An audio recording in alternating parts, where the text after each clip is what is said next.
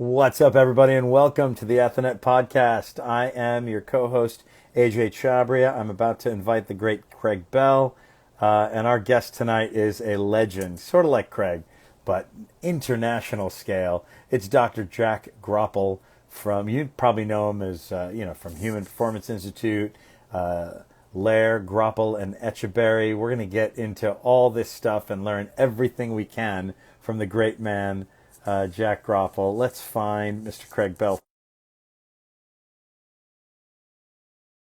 Mr. Jack Groppel, there he is.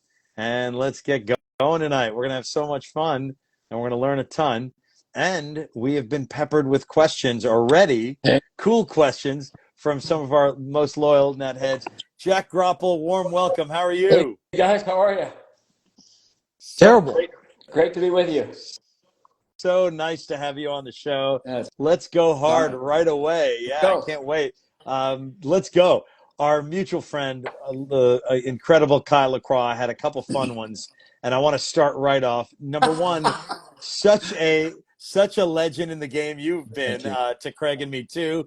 And I know Craig and I met you and saw you in the 90s separately. Craig in Texas, me in California, where I went wearing Adidas Stan Smith shoes to see Stan Smith and three other blokes named Pat Etcheberry, Jack Groppel, and Jim Lair. And it turned out, by far, no question, Jack Groppel was the one who touched my heart the most. And Thank you, brother. such a big fan, brother. Thank you so much, Jack. Hey, when you worked with all these pros, I want to start off with a bang. Two of my favorite players in the world, three of them, were Pete Sampras, Jim Courier, Justine Henin Arden. Who was the hardest worker out of all these? Well, you're asking me this on a national, dude. That's from Kyle, and I love it. Well, I love it for it. Nobody could outwork Courier in the day. Nobody. I mean, not even Justine. Yeah, wow. I mean, hard worker. Pete was a very high quality worker. I mean, I can't tell you how hard Pete worked on his serve, for example. I mean, that was an earned great serve. And but pretty hard to outwork Courier. Pretty hard. Great answer. I love that we started with Kyle's question, started with a bang. CB, what do you got for the first set for the great Jack Groppel? Who's it sponsored by? Oh, tell us. It could be the Johnson & Johnson Human Performance Institute that he co-founded right there. How about that? That's pretty funny. Is that pretty? I think that's they paid my parents' fee. Yeah. Right. Wow. I love it. Well, we always like to know, how did you get started in the great game of tennis? What we call the great game. What got little Jack Groppel from Alton, Illinois started? Very, very weird story. I was a baseball player, and tennis wasn't cool. I was 11 years old, and my mom and dad, for whatever reason, I never saw my mom play. There's a picture I've got here at my house of my mom holding a tennis racket, like in the 30s or 40s. I never saw her play. My dad would play occasionally, like once every 2 months. But they made me take tennis lessons. I hated it. I went kicking and screaming. I was a baseball player. In my family, you either played football or you played baseball. Everybody was a farmer. And outside of St. Louis in the Illinois River bottom, I mean, you're either a and in those days it was the football Cardinals until they moved to Arizona. So you were a Cardinal fan one way or another in baseball or football. And here my mom and dad, and they said these words to me. I said this when Jim and I received the International Tennis Hall of Fame Educational Merit Award in the 90s. I actually said this. I told this story that Mom and Dad said to me, this is a sport for a lifetime. You'll be able to play it your whole life. You won't be able to play baseball your whole life. And who knows where they got that from? Because I never, in their lifetime, they never told me why they said that to me. But and then I didn't really start playing right away. There was a really good friend of mine at school, and we're dear friends. I just saw him 2 weeks ago. I'm the godparent to his kids, and Bill Wicks. And Bill was a tennis player, and when we were 12 years old, he said, Jack, would you like to go play tennis with me? And I'm going, yeah, sure. Because, it was more about hanging out with somebody. And for whatever reason, I picked the game up, and I fell in love with it. And Bill said, let's go play a tournament. And I'm going, dude, I don't even know how to score. and so we played a tournament, and I did okay. And I'm going, I think I could get good at this game. And basically, Bill and I became, we were tennis nerds. We would, in my USPTA Hall of Fame video, it shows shoveling snow when we were kids off the courts in Alton, Illinois. And we had 2 cans of tennis balls. One, we'd keep the car running the whole time we were playing, so the heater would keep one set of balls warm. Then when the balls got too cold to bounce, we'd change so we could play in warm-ups and coats and gloves. So we were just tennis nerds. I mean, and then we basically taught ourselves to play. Then he played for the University of Miami, and I walked on at the University of Illinois. So that's how I got involved in the game. Yeah, that's Awesome. That's a great story. So you didn't run into James Scott Connors around the area, did you ever? I mean, because I know Belleville, the Belleville Basher. Very, very, yeah. It was a little difficult being in his shadow. I'm 11 months older than Jimmy, and we never really played in the same tournaments together because he was all over the place. But in the St. Louis metropolitan area, I mean, Jimmy was he was the talk. I mean, and that was it. There was another guy in Belleville by the name of Mike Mattingly, and then I was in there, Bill was in there, but Jimmy was heads and tails, obviously, for obvious reasons, above everybody. Yeah, they called him the Belleville Basher. Did they call you the Alton Assassin? No, I didn't have any nicknames. I was glad to be alive, brother.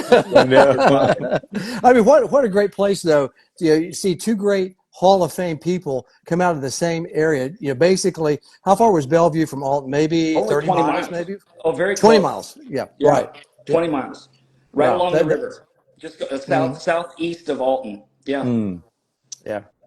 Right there. I mean, that's incredible. And then also the other folks, the McKinleys, I believe. Oh yeah, Bob Chuck, they were from St. Louis, a little older than I am. Yeah. I got to know Bobby later in life. I never really knew Chuck, but great guys, just wonderful guys. Yeah, I remember them talking. I knew Bob down in San Antonio. I was down in San Antonio 30 plus years ago, and he told me they were from St. Louis and some Jimmy stories. So I figured met Bobby at Newcomb's. I met Bobby in New Braunfels. Yeah, no, he's great. He's such a nice guy, and then just to think that you all were around St. Louis, plus some other great players as well. That St. Louis was kind of a hub of tennis, basically in the 60s and 70s. Right. Yeah, in the 60s and 70s, St. Louis was a hotbed, and that was a blessing for Bill and I to grow up and get in that competition so that we could, even though we never took tennis lessons, we taught ourselves to play. And I mean, that's got a continental grip and everything. I mean, I could slice the heck out of a one-handed backhand, and, but we were able to compete against, Randy Edmiston was there too. And he played number 1 for Kentucky. I mean, there was some really good tennis in the area. I'm sure. And did you go down to Forest Park much? 20 minutes? Oh, that's where we played. That was the place. Yeah, at the Dwight Davis Tennis Center is where we played all of the big junior tournaments we played. That's where we played. Oh, I've played a couple down there, and I took my son on some college visits 5-6 years ago, and the stadium named for Dwight Davis now has. You're going to hurt me. It hurts to say it, but it's not tennis courts in there anymore. I always aspired. Oh, I'd like to get to the semis of this, and I want to be on that Dwight Davis court. And it is 4 pickleball courts now. I know. My greatest memory of that stadium, Bill and I went over. We got to see Rod Laver and Roy Emerson play a celebrity match with Charlton Heston, who I got to speak with. I was on the same platform with Charlton Heston later on. But we got to see them play tennis. I can't remember who the 4th celebrity was, but just getting to see Laver and Emerson play, even though it was all messing around, but it was just unbelievable tennis.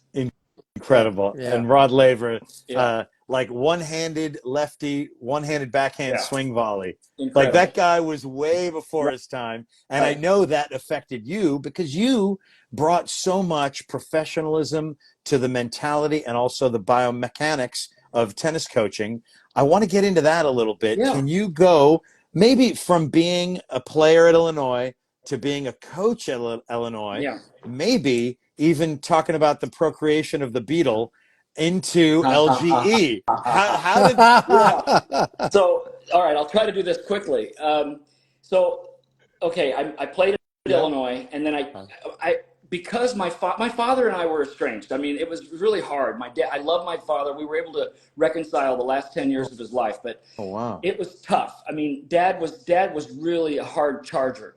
And I told him I wanted to play tennis in the Big Ten. My sister had gone to Illinois, and I said, look, Dad, I really want to play tennis in the Big Ten. I just fell in love with Illinois, University of Illinois. He said, why would you go there? You're not going to play. And he said, you're getting scholarship offers at these smaller schools. Why don't you go there and they'll pay for your education? I'm going, Dad, I'm going to play in the Big Ten.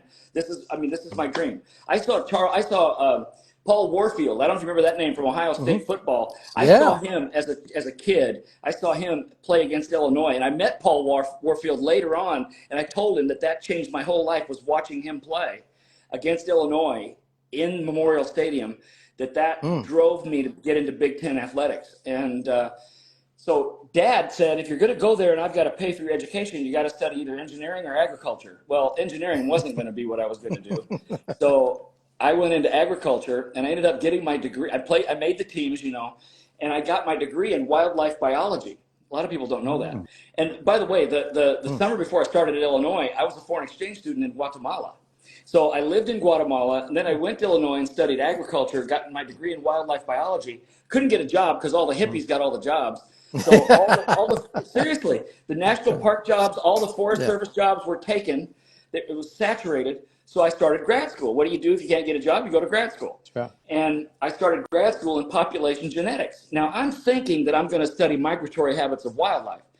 But do you know how you study, to your point on where you go with the beetles? To study population genetics, you have to somehow do research in organisms that breed very quickly, that procreate very quickly, so you can study progeny and generations. So my job as a research associate, I was 22 years old, was to go to a laboratory 2 to 3 days a week and change the flour in test tubes.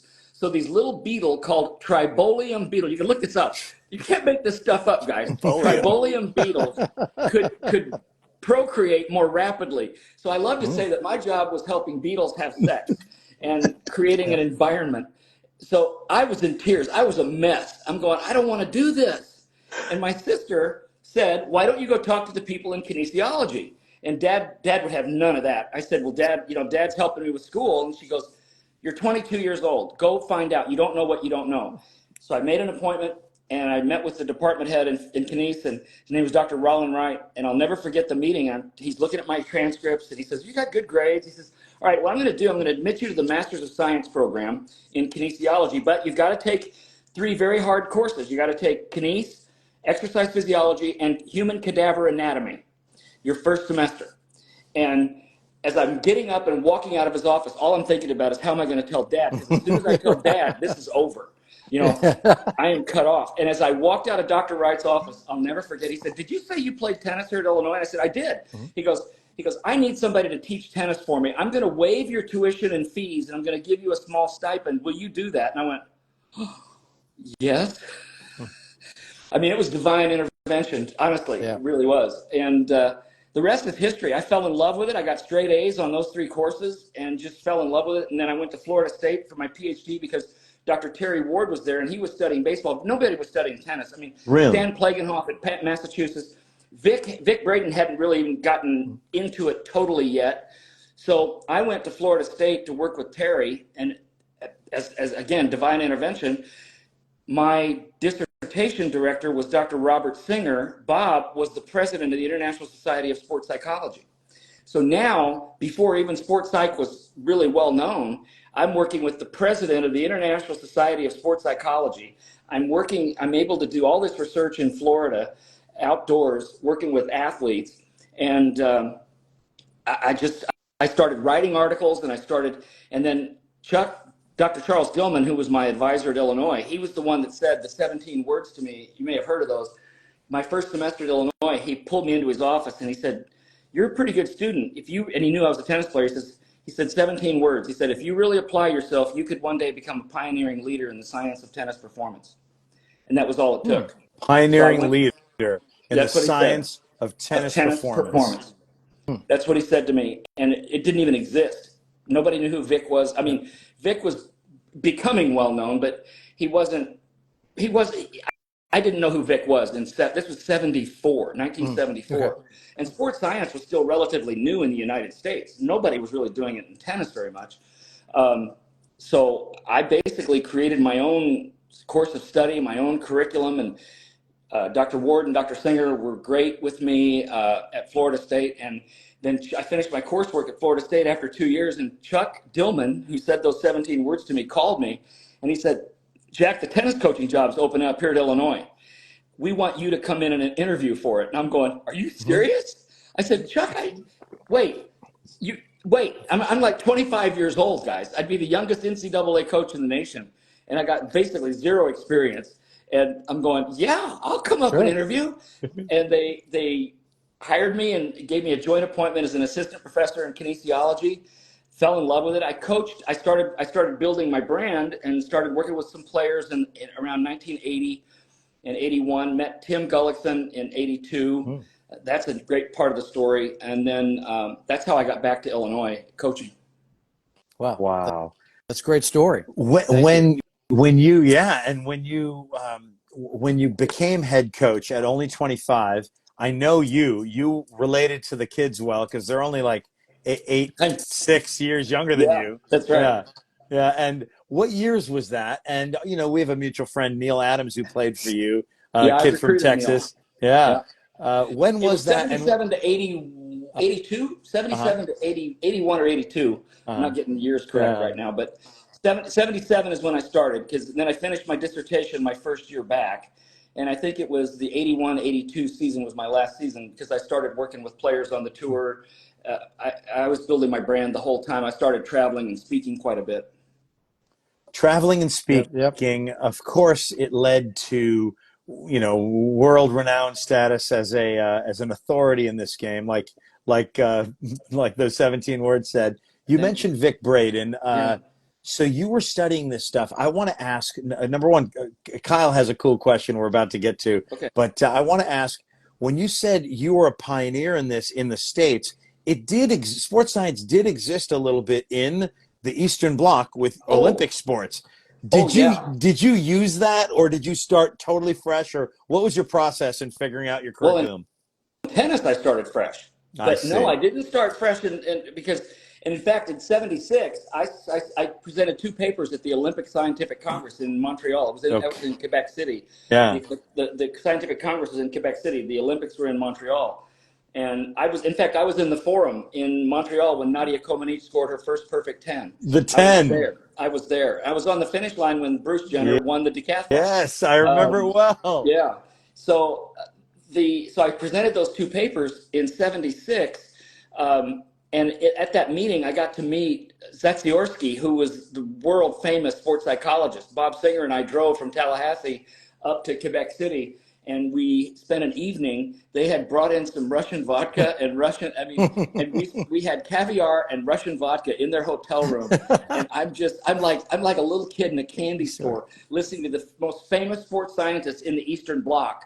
This is the Soviet Union. These are the Soviet scientists, and they're all. We have to have a translator. They can't speak English, and we can't speak Russian. Yeah. But honestly, I cut my teeth on the greatest in the world as being around them all the time. So, what were they studying? What were they at the time? What were they kind of focused on? Just out of curiosity. Yeah, Zatsiorsky was more of a psychologist, but they were really cutting edge in ergogenic aids, physiology. I mean, to the point that what could you get away with? I mean. But they were, the Bulgarian, the Eastern Bloc weightlifters, again, there were some illegal things going on, but they were studying high-speed cinematography, which I started doing in tennis, as you know, with almost all the Olympic sports. And then what happened as all this is happening, when I got to Illinois, Chuck Dillman, my former advisor, became the first head of sports science for the USOC. So he goes to Colorado Springs and he invites me to be a research associate for the Olympics. And now I get to work with 26 different sports, and alpine skiing and ice skating. I mean, it was unbelievable what I got to do. It was a blessing beyond imagination. Wow. Did you get to meet any of the East and West German female swimmers? No, I never did. They were doing something. You could tell they were large individuals. Right. That's what I was sort of alluding to. You're kind of like, how do they set all those records? And they just seem like they were large individuals. And now leave it there. I'm trying to make sure we don't get kicked off the air. And, to that point, I'm going to jump a little bit ahead in time. But in '86, Paul Rodert and Jim Lair and I and Ron Woods, were part of we created the sports science committee for the USTA, and I was the founding chairman. Well, this is 2 years before tennis became an Olympic sport again. So I'll never forget Dr. Brian Hainline, who's now the president of the USTA, and Brian was on the sports science committee. He and I went to Colorado Springs, and we get this compendium of illegal drugs. And we're going, oh my gosh. And we're hearing things like if they have a cold, the only thing they can take is Sudafed. And also caffeine was illegal. Caffeine. I'm going, wait a minute. We're gonna tell the top players in the US that they can't drink coffee. And I'm just, guys, this and you know that coffee isn't a true stimulant. It's more of an art. It is a stimulant, but it won't necessarily help performance, which has been found now. So caffeine is not an illegal stimulant now. Coffee isn't an illegal stimulant, but it was at the time, and it was just an amazing experience. Yeah, amazing. So yeah, I jumped a little bit ahead. I love it. But hey, we're gonna get to LGE in a moment. Oh yeah, I didn't even bring that up. No, we're about to, and I want to go not really on the tangent, but Nick Smith and Kyle are asking kind of a similar question. Okay. You mentioned Vic Braden. Of course, we know about Oscar Wagner. Dennis Vandermeer was a big influence. Peter Burwash. Which of these tracks or systems do you relate to the closest? Oh, Vic, for sure. Vic Braden took me under his wing. I mean, I owe a lot of my career, especially early in my career, to Vic Braden, helping launch me. He invited me to the tennis college many, many times to speak, and we would get together often and do programs. He came to Illinois and spoke for me at one event. So although I was very close to Dennis and very close to Harry Hopman. I got to meet Mr. Hopman before I became the director of player development at Hopman. Mr. Hopman, wow. That was such an honor to become the director of player development there after when I left Illinois. And Peter Burwash, I got to know very, very well. I mean, it was just amazing. So good.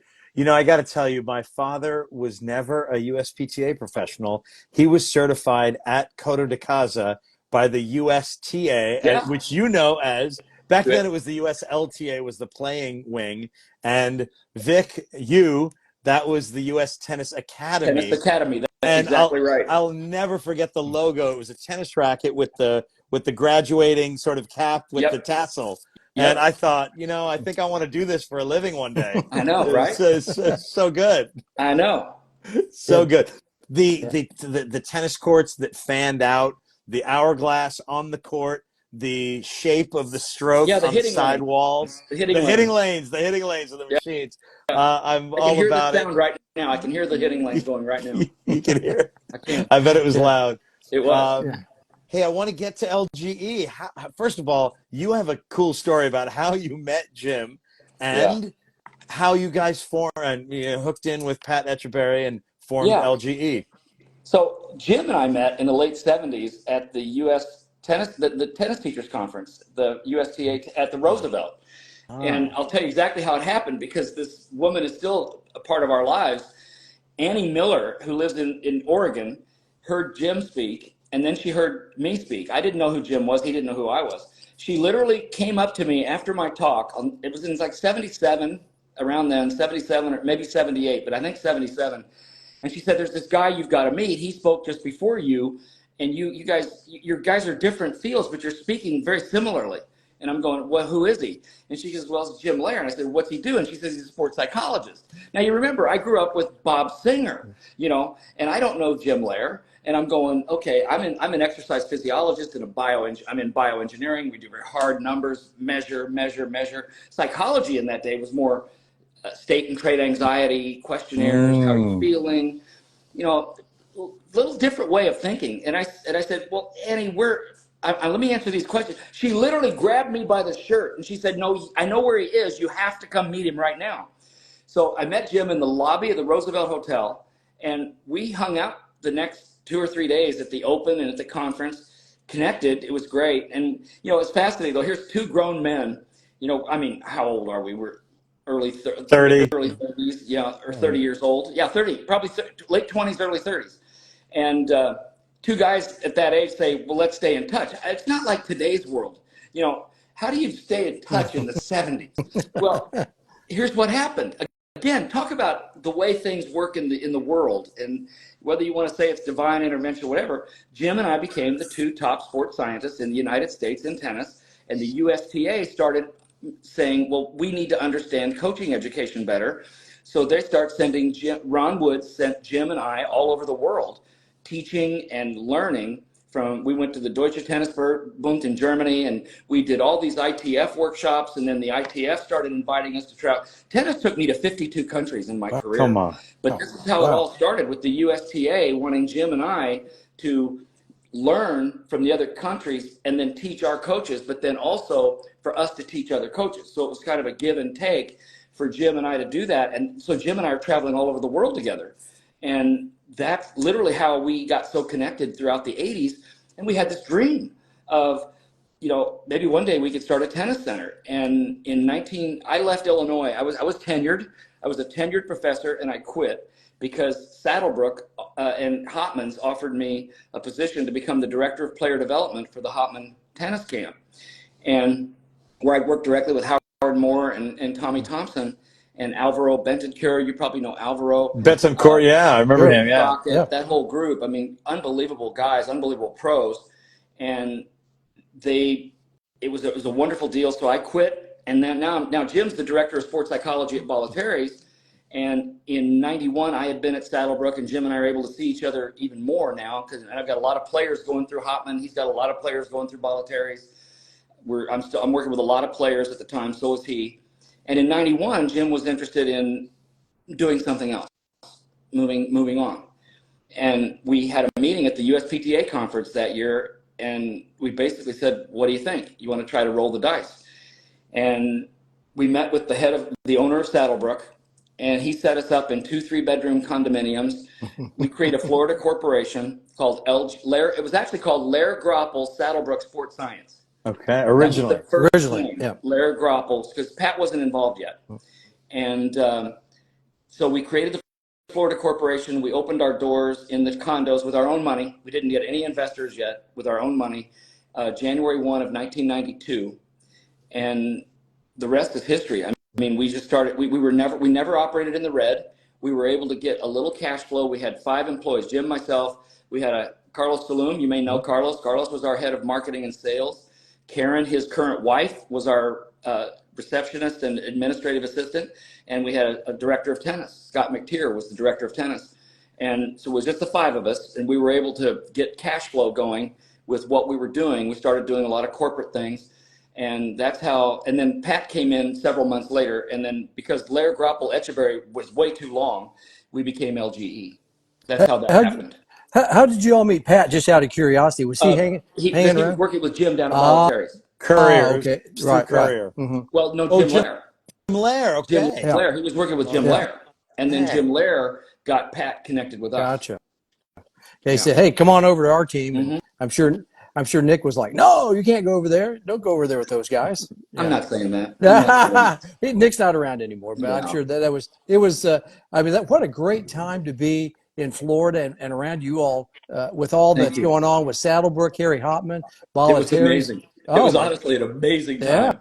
Yeah. I mean, I remember reading about it, and I was like, damn, I need to be down there. I just never could get down there. You all had to come to me over at the Four Seasons when I saw you. Then add, the fourth amigo, Stan Smith. You guys were traveling. You were doing the traveling dog and pony show for about. Did you all do that about a year and a half or two? With Prince presents the world. Yeah, Prince actually helped us so much.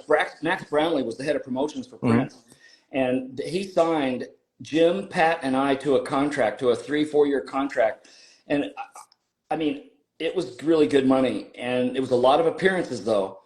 But we were all over the world with Prince. In fact, I think Pat and we laughed about this so much I got to get the years right. I think it was 92 and 96, the 2 presidential elections when Clinton won. Both those nights, Pat and I were in the Admirals Club in Buenos Aires, Argentina. Both of them. Both. We were doing Prince clinics. Down in Argentina. Incredible. Wow. Incredible. And did you all pack them, hundreds of pros, and all these things? Yeah, we had a lot of people would come, but there's a funny story about Argentina that we showed. This was in '92, the very first one, and this is how Pat was from Chile, so Pat would tease me about Latin American time, and I'm going, well, I lived in Guatemala for a while, and I understand a little bit. I get it. He goes, no, you don't understand it. So the clinic's supposed to start at 4. We get there at like 3:45. Nobody's there. 4 o'clock gets 4 o'clock comes and goes. Nobody's there, and I'm going, oh, Max isn't going to be very happy about this, man. Prince is going to be really upset. and what happened was the organizer said, let's go have dinner. And I'm going, so we're not doing this clinic. And they're going, no, we're going to come back. I'm going, what? So we literally we come back at 6. The scans are packed. There's 250, 300 people there, coaches, and we did a clinic, and it went famously. But that was my first introduction to, wait, aren't we supposed to start at 4? Nah. Yeah. So the great Steve Davis said, who was there at the time, the designer of all the rackets. Prince enjoyed LGE for those years. You guys were great. Steve, hey, Steve, man, what a great to see your name go across the bottom. Steve and I spent a lot of time together. That's great. I bet. I bet. He must have made that vortex for you, huh? He did. He did. Actually. He designed that. Steve's the man. Yes, he is. Amazing racket with those funny the strings staggered. Yeah, that was awesome. Hey, go ahead, AJ. I want to get to the second set. Craig Bell, who's the second set brought to us by? Let's say LGE tonight. Love it. Since it's all about Jack. We want to go LGE, even though they're not around any longer. But let's go LGE. I love it. Hey, we're going to get to your current and future projects. You are still coaching, sometimes in person, sometimes on Zooms. Tell us about it. What are you doing these days? Yeah, there's an athlete I'm working with right now. In fact, I talked to her today. We had a Zoom call, and I said, are you okay? I said, I think they're going to ask me about you. Are you okay because I never, ever talk about athletes when I'm working with them unless they say it's okay. And she said, no, go ahead. So I'm working with Emily Appleton. She's ranked like 349 in the world right now. It's her highest ranking. She's 140 in doubles. And I've been working with her for about 3 months, and we text often. We try to Zoom about once a week if we can. And today we had a great session. We're talking about training to improve her movement on clay, what kind of drills to do. I pulled out the old crazy ball that I used to use with athletes all the time. We talked about, some soccer skills on the clay court so she could work on a more powerful first step, get used to slipping a little bit. And, she's a great doubles player. And I said, your footwork in singles, it'd be okay if you sort of mimic that, what you do in doubles, because in doubles, you have to glide. You can't really plant and go, because in doubles, especially at the level she's playing at, and she's such a good doubles player, I said, you've got to get your footwork to match that kind where it's not, on hard court and grass, we sort of plant and go. On clay, you can't. If you plant, you're going to slide, you're going to slip. So it's like you've got to understand the traction to pop and go. And so we were talking about all that today, and talking about the crazy ball and some soccer skills on clay. And then we talked about her schedule, periodization, how she does the training, how she tests downtime. So that's what we talked about today. Tremendous. So I'm still in, guys. Still in it, man. When you work with Emily, of course, you just described the movement on clay.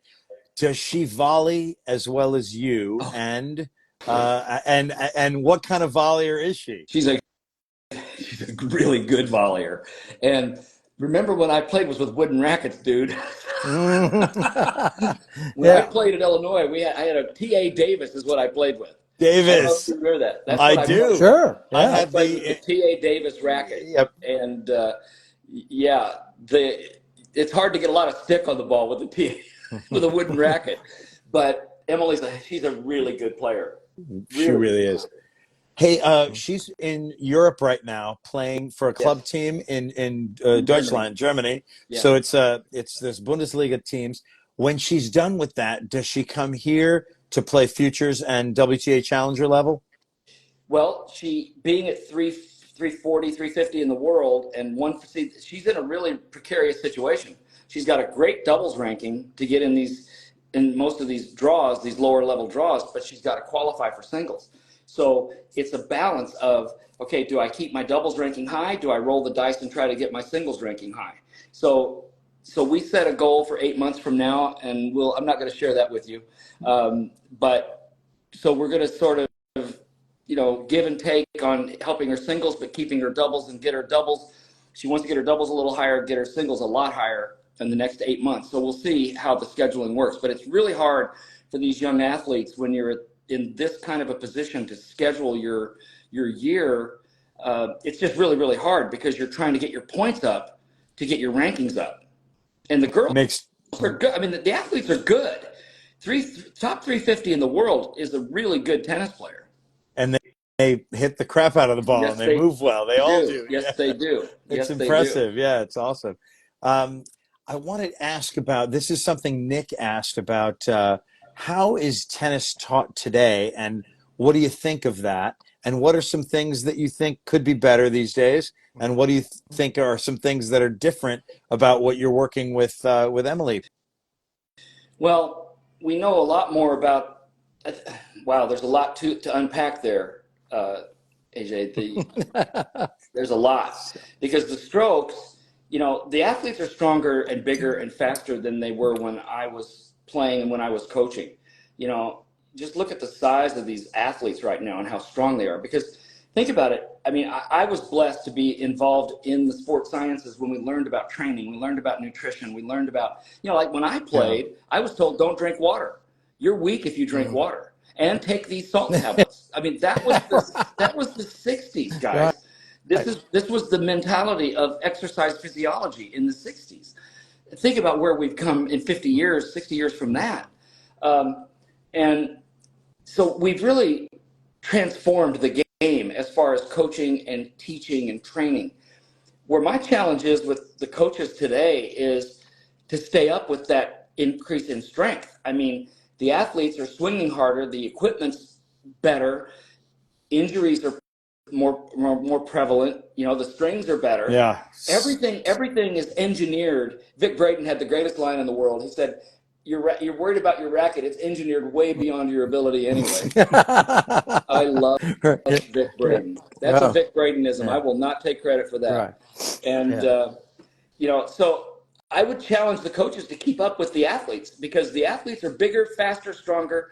Does that mean that the strokes change? Well, how do you hit a penetrating stroke into the court? Nadal uses heavy spin, Djokovic drives a little bit flatter ball, but they both penetrate the court very, very well.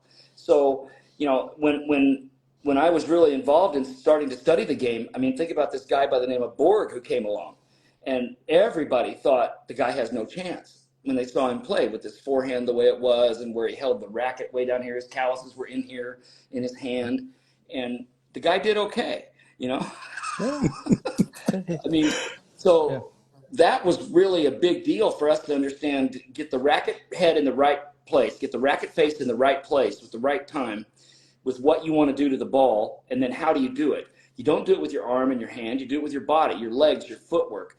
And the athletes are bigger, faster, stronger. So I think we as coaches have to stay on that. Now, where I think the game is, where the challenge is still there, is what I'm doing right now, and that's the brain.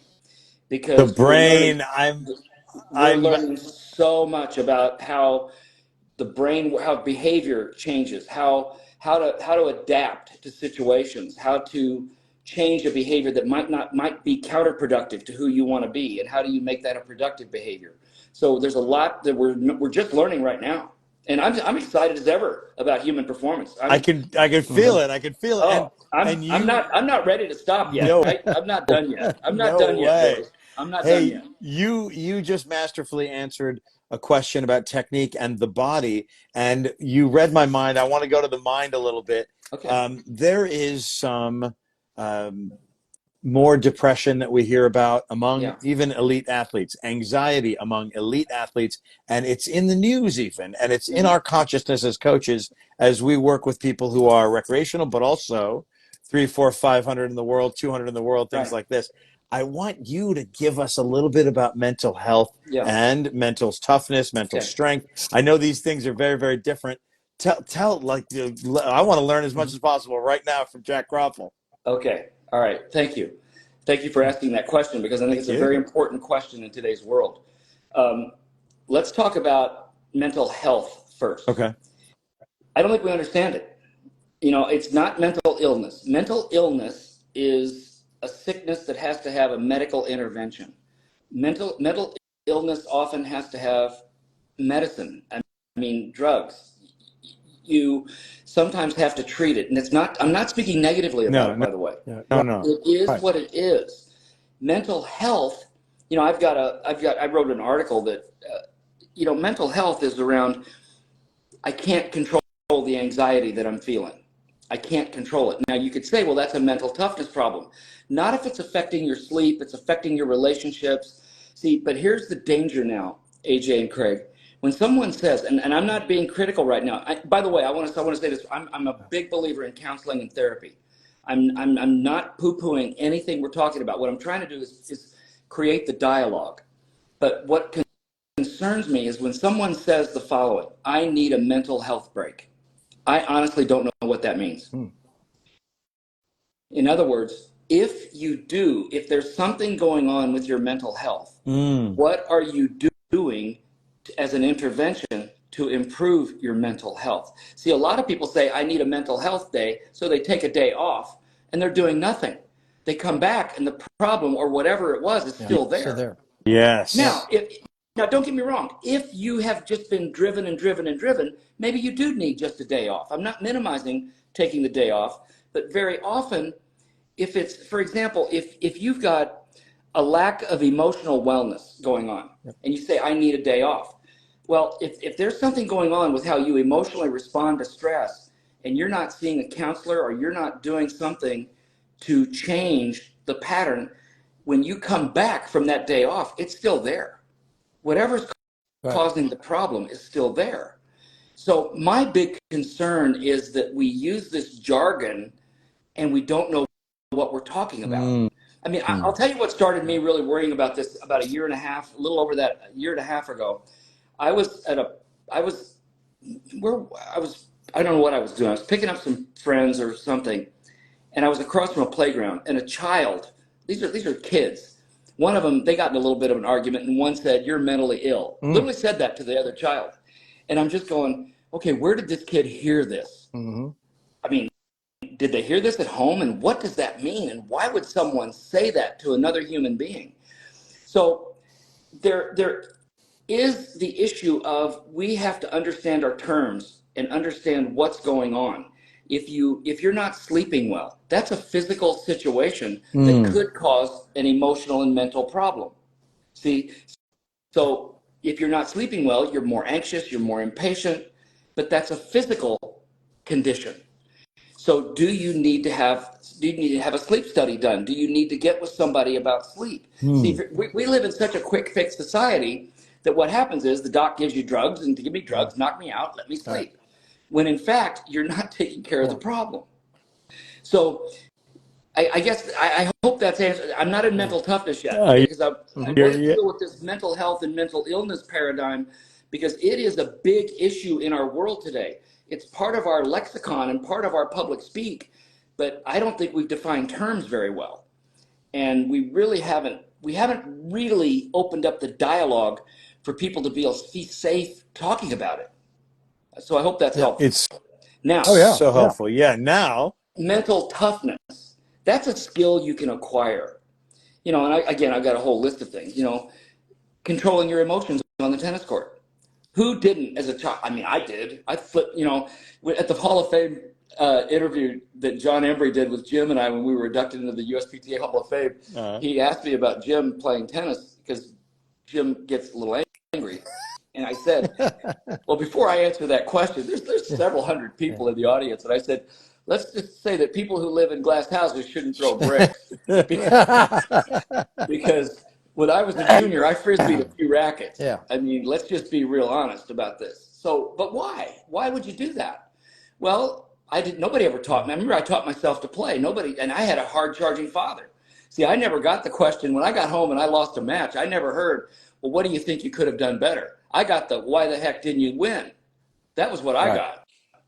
And so you suddenly you can't handle it. You can't handle your emotions. So nobody ever taught me emotional control as a young athlete.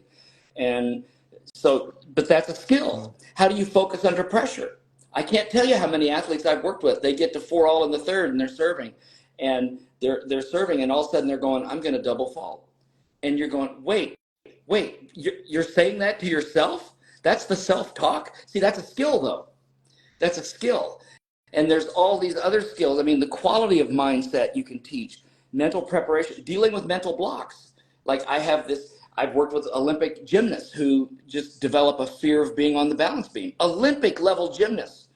Now, if you've got a fear on the balance beam, what concerns me is you could get severely injured or die. Right. I mean, this is major. So, but that's a phobia that you've developed. And why has that happened? So it's a skill that you want to deal with, that on how do we improve our mental approach. Having poor boundaries is a skill. I mean, people don't have boundaries. I mean, parents walking on the court, or parents getting involved in a match. God bless you all if you're parents watching this right now. But parents sometimes don't have boundaries. And, by the way, my son he's probably in the next room. When my son was adopted, I said the following words: "If you want to play tennis, I'll find a good coach for you." Because I'm going to be your dad. Right. I'm going to be your dad. Right. I'm not going to be your tennis coach. Yet I would be fairly qualified to be his tennis coach. Clearly. And then he took up karate and he won a national championship in karate. Right. So I was able to help him with the mindset. I was able to help him with performance, competition, how to compete and things like that. Making wrong choices. It's fascinating when you think about the choices that people make, and doing things, not being intentional about things that matter. Like the dead fish handshake when we were all kids. You got to the point where you hated your opponent, and the dead fish. I hate the dead fish handshake. Let's be quality of character, and let's teach. But that's a skill that you can teach. Negative self-talk. We've already kind of talked about that one. Lack of goals. That's what Emily and I talked about today, was having goals and set our sights on something. Let's plan towards something. And then there's the persistent dreamer, the person that all they ever do is dream and they don't get down to brass tacks. So those are just a few of the skills that I think can fall into the realm of mental toughness. The whole idea of visualization and the idea of positive affirmations and the self-talk and things. So I hope that's helpful. Yeah, can I ask you a quick question just real quick? Because I want to go back to that. When you were talking to the Russians, were they dealing more from not from the mental side, but also from the physical side? Yeah, were they training? Oh, were they? Okay. Yeah, so exercise, that's why physiology, nutrition, and bioengineering. Okay. Biomechanics. Okay, so they were starting to really work with the mind also too. Zatsiorsky's specialty was sports psychology. So he and Bob Singer, my advisor, were very close. Interesting. So was Lendl one of the first ones to really start working, with the mind? Because I remember him talking about playing points out, mentally strong, seeing things mentally, playing stuff out in his mind not on a tennis court, but at some other time. Let's put it that way. Who worked with Ivan? He was in the Czech. He was Czech, and I don't remember who introduced him to that way of thinking, and I don't know if that was a sports science person. I don't know. Okay. I just was wondering, is that kind of similar? Is that how you acquire mental toughness? Possibly.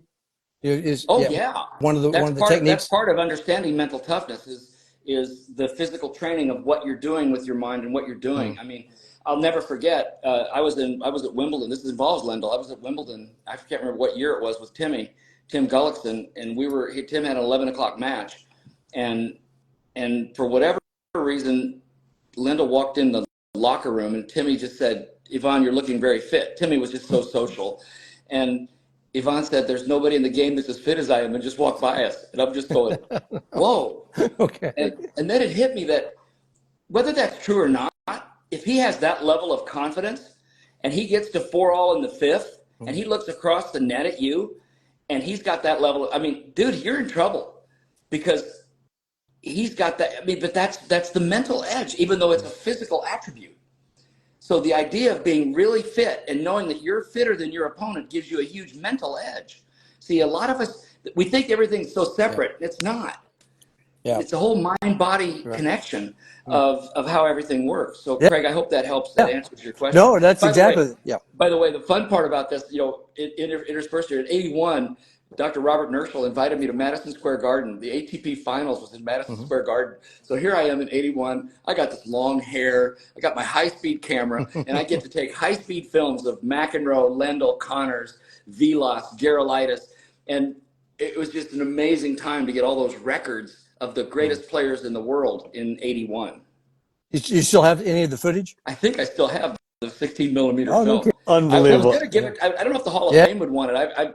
I've still got that. I still got the original footage, I think. All those guys are in there. And hey, when you say high speed film back then, what was high speed film? 300 frames or 200 frames per second? A lot of times when you're indoors, like when I filmed at the Chicago Amphitheater, that was when I filmed Billie Jean. Billie Jean and I met in the '70s when that was the Virginia Slims tour. I filmed a lot there, and I filmed at Madison Square Garden. I had to film at only 100 frames a second because the lighting was not good enough for high speed film. Lower light. That makes sense. Yeah, I had to film at a lot lower speed, but 100 frames a second in that day was pretty good still. But when I started doing the real high speed work, like when I started doing racket studies, when Steve Davis and I were doing things together, that was at 5,000 frames a second. Whoa! You would go through a 400-foot roll of film on one trial. Wow! One trial. Because you'd get ready to fire the ball at the racket. You have the racket here with the strings, and you get ready to fire it. You got to turn the camera on, and it goes zzz, and by the time the ball hits it and leaves the 400 feet, you're done with 400 feet of film. 5,000. 5,000 frames a second was the fastest I ever filmed. Wow. Okay. You can see everything. And that was with 16 millimeter film. Oh yeah, you could see the fuzz on the ball fly off the ball. You could see the ball come through, flatten out completely, like compress. Oh yeah, you could see everything. It was pretty amazing. Oh, wow. I could geek out on this all night. I do want to get part of that I worked with the White Sox. I was doing base stealing with the White Sox. And that was when I started doing, because the team physician heard me speak at the Cherry Blossom Sports Medicine Festival in Washington, D.C., walks up to me and says, "Can you do this in baseball?" I said, yeah. He goes, "Well, I'm really worried about our players." And I said, "Well, who are you?" And he says, "My name's Richard Corzot. I'm the team physician for the Chicago White Sox." And so we did a study. We published this in the American Journal of Sports Medicine on the head first versus the feet first slide. And this was amazing for me. This kid from Champaign, I'm a tennis coach, and I'm at Old Comiskey Park, right behind third base, and I get to film the players. So this is the true story. So they take off. I got to turn the camera on, and then I pan and then block it so it's at 90 degrees so I can digitize the film. Well, the first night, the manager, I won't say who it was because he's still around. Yeah. The manager wasn't very happy with me because, see, high-speed film wasn't thought of as being it wasn't chic at all. It was, in fact, it wasn't accepted. And I was told, do not let the players see these films. Now, this is in '83. And the first night, Dave Nelson was the first base coach, and Davey and I had gotten to know each other through Dr. Corzot. And I get the films developed overnight. I got 3 steals that day. And I called Davey, and I said, "Davey, you need to come to my hotel room. I got to show you these films." He comes to my room, and Davey goes, "Oh, my gosh, we got to show the manager." I'm going, "No, the manager doesn't like me very much." He goes, "No, we have to show him." So we go to Comiskey. We set the films up in the manager's office. He walks in. He says, and wasn't very happy. And Davey says, "No, you need to see this. We got the pickoff move of the opposing pitcher when I turned the camera on when the player was on first. So we got the pickoff move of the opposing pitcher in high speed." And the manager goes, "Can you shoot films again today?" All of a sudden, you're his best friend. And now look at today. There's multi-million-dollar video budgets for all these sport teams, and they actually do film work. So in '83, when I was starting all this, I was told, do not let the players see these films. And look at us now. And dude, you started that. That's insane. I love it. It was pretty fun. Love it. Yeah. Hey, I want to get toward the end of this second set. I want to ask you about coaching coaches. That's something near and dear to our heart also. How do you coach coaches, and how is that different from coaching people like Emily Appleton or baseball guys or baseball managers? Well, coaches have to know a lot more than the player needs to know. The player doesn't need to know a whole lot. I don't want Emily thinking a whole lot. I want her competing at the highest level she possibly can. I don't want her processing a whole lot. Coaches need to understand learning. They need to understand what's really happening. They need to understand what teaching cues they can use that might help a different player. I mean, I've used so many different teaching cues to teach the very same thing, for example. So coaches have to really be students of the game, of what happens, and coaches have to go to a whole nother level. I don't want players thinking that No. much. I want coaches to be able to coach so the player doesn't have to think. The player needs to be an independent thinker and be the best competitor that he or she can be. The coach needs to understand the game inside out. Jack, you are helping coaches right now, but you're also helping a teaching pro working with a child or a 3.5 player. Right. Like this really applies, and I'm going to take it to heart in my daily practice. And keep the game simple. Yes. Don't make the game hard. The game's hard enough as it is. Learn the game so well that your teaching cues and your teaching ability is so simple that everybody learns it so quickly. Amen, Jack. Sometimes I get a little irked when I see a teaching pro express to somebody how hard this is, and this is going to be tough, and a slice backhand. You know, the great Joel Drucker was on our show, and he's like, the last time I heard that, I said, no. The slice backhand is the easiest. Not just for me, not just for you, but here's why. And I thought, that's correct. That's the spirit. True. That's so true. Simplify it, and that's the way. And the fun part of this is you can start coaching now, because if you're working with your player and you tell your player that player A, B, or C who you're playing, they're hitting heavy topspin in the first set. Now you get in the third set. Now they start slicing everything. They're getting nervous. And they're going, wait a minute, how do you know they're getting nervous? Because it's easier to slice than it is, because the ball's spinning this way, so they can slice, and they're getting nervous because they'll keep the ball in play more. You can take advantage of that. Yes. They're starting to choke. And suddenly the player lights up and they're going, oh, I get this. I get it. Yeah. The light bulb's coming on. Jack, last bit, we've been geeking out, and I'm in heaven. And the people in the comments are like, this should be in the Smithsonian, or this is a dream for tennis geeks. But I want to simplify. Speaking of simplifying, I want to talk about what a recreational player, what advice do you have? Maybe it's about wellness, longevity. Maybe it's about how to be as characters and as people. What's your advice for the rec player trying to improve a lot? Well, I would start by why play the game. In '96, I wrote the very well-known, it was called Why Play Tennis, the 34 Reasons to Play Tennis. And they made, Paul wrote it, and the USPTA made thousands and thousands and thousands of hard copies of that.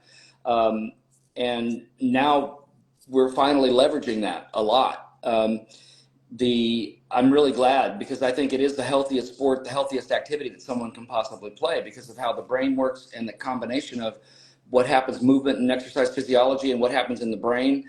I mean, there's studies that have shown that that playing tennis, your brain actually improves because of the circuitry on learning the geometry of the court. So that's where I would start. That you're first of all, thank you for playing the game with us. It's the greatest game on earth, and it will help you with your health mentally and physically. Now, make the game simple. Learn generalities. You're not going to hit big. You watched Wimbledon 2 weeks ago. You're not going to be like those people. So what's going to help you be the best that you can possibly be? You know, you might be the player that moonballs every ball back, but you're the one that shakes hands with a smile on your face at the end of every match, because nobody likes to play against you. You know, and it's so fascinating to see people understand what it takes to win a match. You know, you don't need to hit flashy. I mean, I used to do this all the time with juniors. I would say, who would you rather play doubles with? Would you rather play doubles with somebody that has the most beautiful strokes in the world, but they only get like 50 or 60% of the balls back, or somebody that looks like this when they hit every ball, but they never miss a shot? And they're going, well, that's who I want. And I said, then why don't you play with those people? Because it's like, you don't need to look great. So let's get the impact zone. Let's make the game simple. Now let's work on your movement. Let's get you in the right place at the right time. You know, people get blown away when they understand that the greatest players in the world are great because of their footwork. Yes. They move so blanking well that every boring ball is hit right at waist height or right in their striking Right zone there. Yeah. because Yeah. they move their feet so well. And everybody goes, "Oh, how good would you be if every ball you hit was in your Was strike right zone?" there, right You here. know, Yeah. so Yeah. suddenly, I mean, light bulbs go on, you know, and make the game simple for yourself. Yep. Good That's what I would do with stuff. a recreational player. Good stuff. And I want to go back to, you mentioned your son. Yeah. There's a photo behind you, and this is a Yeah. life lesson for Mhm. me, for everybody. You guys had a rally at 19,000 feet. We did. How did that impact you? How did that impact him? Tell us about that amazing photograph behind you. Well, it starts with my dad. My dad in 1972, when we had real difficult. I'll never forget it. It was the summer before I was going to be a senior, I think, at Illinois, and I'm planning on playing tournaments. And he calls me and says, "Don't plan on any tournaments this year." And I said, "Why?" And he says, "Because we're gonna take a trip." And I'm going, "Well, where are we gonna go?" And he says, "You and I." Now I was an Eagle Scout, you know, so I camped a lot, and I was in the Order of the Arrow, so I was camping a lot, and I cooked a lot outdoors. And he said, "You and I are going to drive to Alaska, and we're going to camp the entire way." My first response was, "Dad, we'll kill each other." And he goes, "Well, I don't think it'll be that bad." He said, it was tough. It was a hard trip. We were gone for 6 weeks, but that was the Wow. beginning of my father and I healing. Right. And because we got so much time together, there was so much healing. So when I adopted Shen, my son, and I was getting a little further along, I had both my knees replaced, and I said, "I want to do something like Alaska with Shen." And I hope I don't tear up. I haven't thought about this in a while. And I started thinking about it. And I'd always had an affinity for Africa because remember, I got my degree in wildlife biology. And I had gone to South Africa was one of the first countries that ever invited me to come speak. In '82, Reef Hudson, who was the head of the Sports Federation of Southern Africa, I flew to South Africa and they said, what can we pay you? And I said, "You don't have to pay me if you'll take me on a safari." Yes. I said, "I want to go on a photographic safari." And so they took me to the Kruger National Park for 3 days. And then after that, I toured all of South Africa doing clinics. Wow. It was great. Yeah. I'll never forget that. And then so I said, I want to take Shen to Africa. And I started understanding a little bit more about Kilimanjaro. It's the highest mountain in the world that you can actually hike. It's not a technical climb. Shen was only 11 years old, and his mom and I were estranged. We weren't really together. And I said, I'll never forget calling her and saying, "Well, what do you think about he and I doing this?" And she goes, "I think you're an idiot." But I mean, and by the way, I'm not criticizing her. I Right. think a lot of people thought I was an idiot. Yeah. I Of mean, course. I've got artificial knees. You're going to climb to the top of Kilimanjaro and he's going to be 12? You are an idiot. You know, but at the same time, Yeah. I'm going, I think we could do this. Right. So I took him to Rocky Mountain National Park the year before because Shen was a cleft palate child. Everything's corrected now, but I didn't know how altitude would affect him. So we climbed to 14,000 feet, or we were hiking at 12,000 feet. We went to 14, and he seemed great. And we got back, and I asked him if he wanted to go higher, and he said, "How much higher?" I said, "Maybe about a mile vertical." And he goes, and this is 11 years old. He goes, "In the United States?" And I go, "Nope." Africa. So we made the plan, and then the week before we went to Kilimanjaro, we went back to Rocky Mountain National Park to sort of acclimatize. But the funny part is we get on Kilimanjaro, on day 2, you're higher than you were at Rocky Mountain National Park. Oh, And yeah. on the 6th night, we summited, and we got the last 39 hours were just awful. We left 13,500 feet and we hiked to 15,300. That's base camp. So you hike about 4 hours to get to there. Then you have lunch and then you wait because they want you to summit at night. And the reason for that is that the volcanic scree is frozen. It won't give, you won't slide. You'll be able to dig in and climb.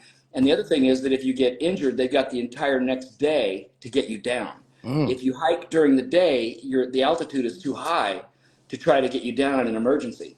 So you summit at night. So they tell us that it's going to be hard. It's going to be close to 0 degrees. Wow. Wind chill. We don't know what the wind chill is going to be. So you should probably have about 4 or 5 layers of pants and about 4 or 5 layers of top. And our camelbacks froze on summit night.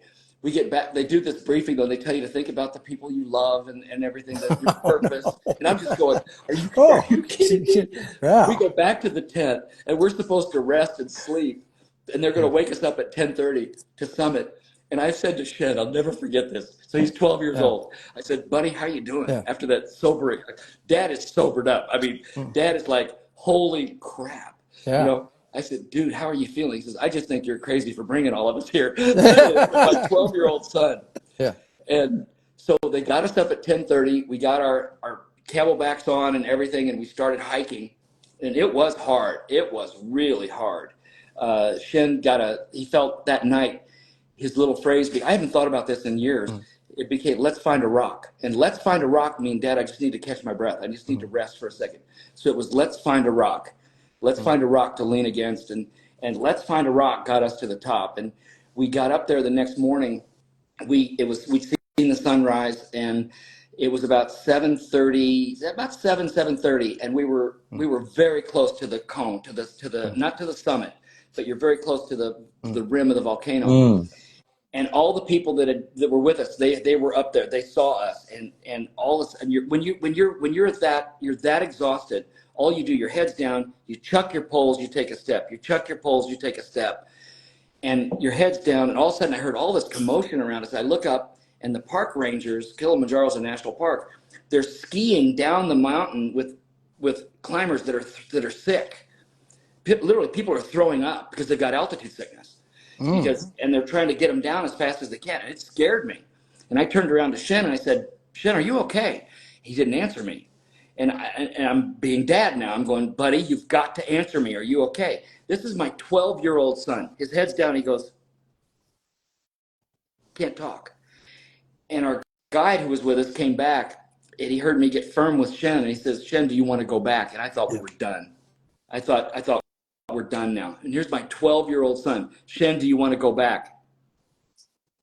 And all of a sudden, everybody that we were climbing with, Shen, now you understand, Shen had been playing cards with them. You asked how this affected us. Shen, every night, 12 years old, he could have chosen to go to the tent and read or play games that was on his phone, stored on his phone. He played cards with everybody. His nickname became the Big Dog. Unbelievable. So my nickname, I'll just for a little bit of an aside, when we started, because of my age, I was called Babu, which means grandpa in Swahili. And they said it. They were very respectful, but I'm going, really, dude? This is my son. I don't need to be Babu. I'm Babu. But That's my kid, the big Here's dog. the fun part. On day 3, the head guide comes up. He says, is it true what I hear about your knees? And I said, well, what did you hear? He says, I hear you have metal knees. And I said, it's true, I do. He goes, then your name has changed. I said, what is it? He says, now you are Chuma Matu. And I said, what's that mean? He goes, Iron Man. And I went, boom. That's right. Now we're talking. So now, think about this, that my son is frozen. He's answering me by this. He's answering the guide, no, I'm not ready. I don't want to go back, but he can't take a step. Everybody that he'd been playing cards with saw us. They were stuck. They started cheering and screaming for my son. Unbelievable. I started tearing up, and I'm going, buddy, do you want to go? And I didn't know if that meant go forward or go back. And he said, here's my 12-year-old son just started walking. And he made it to the summit of Kilimanjaro, and that's he and I at the summit behind us.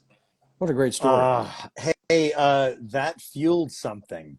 He has overcome some things. How did that go? Like, how did that affect him? Because now this is 10 years later? It was 2017, so 8 years later. Okay, eight. In fact, 8 years next week. We climbed the first week of August. Incredible next week. Anniversary. Yeah. You mentioned he was a national champion karate. And it was 2 years after that. He clearly. It was that recent. Yeah, it was. He 2 years used after this. that.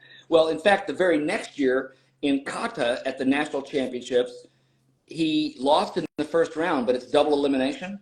So now he gets behind 10 kids. He has to beat 10 kids to get back into contention for a medal. And I'm going, and one by one, he starts knocking these kids off. And I'm going, oh my gosh, this is just like Kilimanjaro. This is just, and he's medaled. He got back into, he medaled.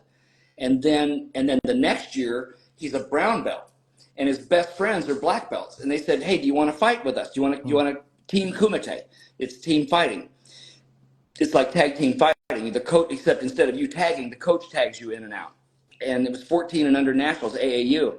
So they fought in Illinois and they won the state championship. Wow. And that means you qualify for nationals. Nationals. And I'm going, okay.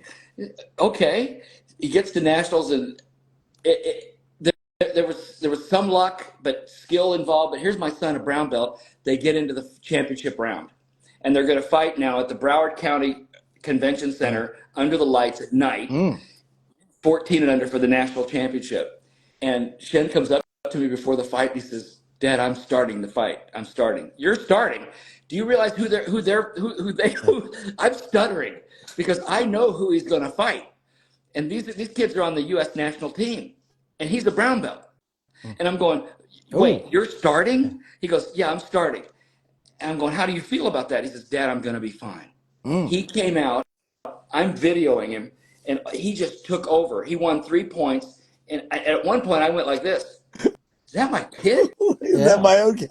Who are you, and what have you done with my son?" Right. You know, he just took control and knocked him down legally 3 times, U.S. national team member, got his team ahead. When he was tagged out, it was 3-1, and then they went on to win the national championship. Golly.